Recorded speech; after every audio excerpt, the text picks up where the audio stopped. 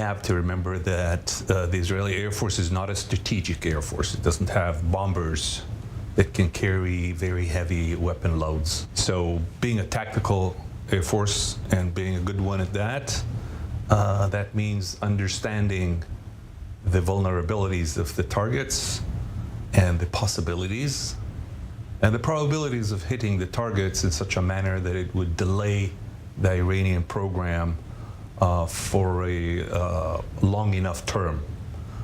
It's a lot of training. It's weapon system development, which means that we may not have to strike within a very close flying distance from the targets. So it's a bundle of preparedness, weapon system development, and training. And budget, because one thing that was missing, and currently, according to the news, the Israeli Air Force, the Israeli Army is getting is more money to do it, because it is out of the budget or the day-to-day budget. Without going into details, in order to have a good strike capability to deeply entrenched targets, multiple targets, the regular weapon systems that most Air Forces use are probably not going to do the job. So something new or something more capable might be a good answer. In order to develop such capabilities, it takes a lot of money and ingenuity. And so I think, without going into details, that might be where the budget is going. One thing that we saw during the last operation in Gaza, Guardian of the Walls, is the ability of the Israeli Air Force to drill down, to be able to attack, to counter the tunnels of Hamas. Obviously, in Iran, the target is much more complicated. It's far away. The payload is different between oil and ammunition, and it's much deeper in ground or in the mountains. But can we take something from Gaza and understand maybe the possibilities or the challenges in Iran?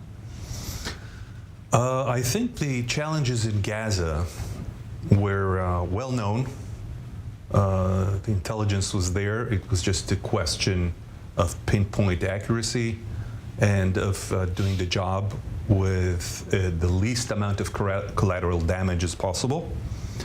With Iran, it's a different story, different targets, and as you mentioned, the type of ammunition and the type of tactics that need to be employed are very different. So I wouldn't take too much from what we learned in Gaza on that.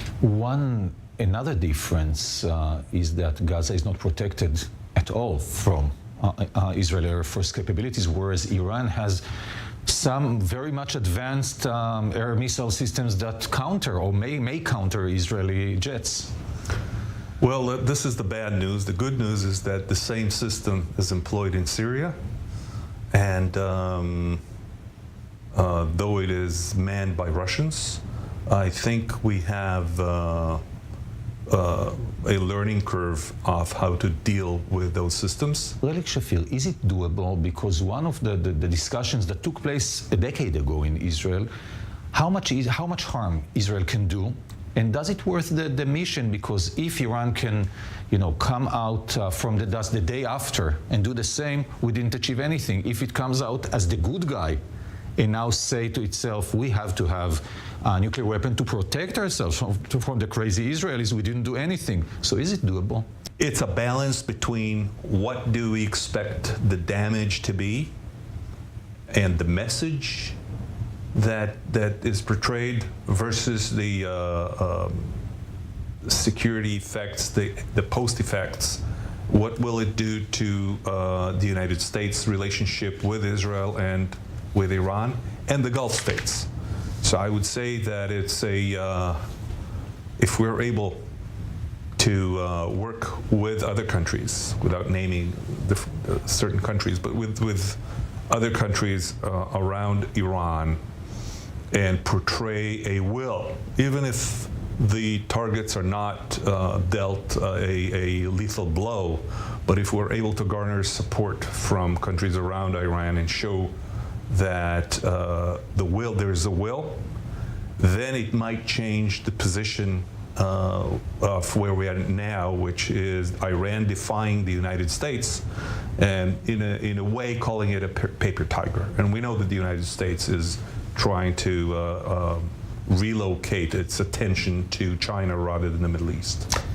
One last question. Israel attacked and destroyed a nuclear site in Iraq in 1981 and did the same in Syria in 2007, both in quite remote places. Iran is even far away, but those two cases prove that when Israel wants to do it, it can.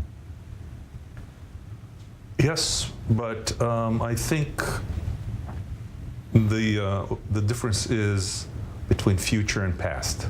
The fact that we've been able to do it twice shows a will, but also we have to know that Iran had learned from these attacks and is very much of a different tactic and different setup. So we can't really relay about the future, but we need to find a way to enforce our will and show that we will not stand by and wait for Iran to develop their nuclear capability while they're targeting Israel. Being a veteran fighter pilot, how much would you want to take part in such a mission? It burns your fingers always? It always does, but I was also a basketball player, not a very good one, and it burns my fingers every time I watch basketball as well. So let it be. LeBron first, Iran next. Relik, Shafir, thanks so much for joining us today.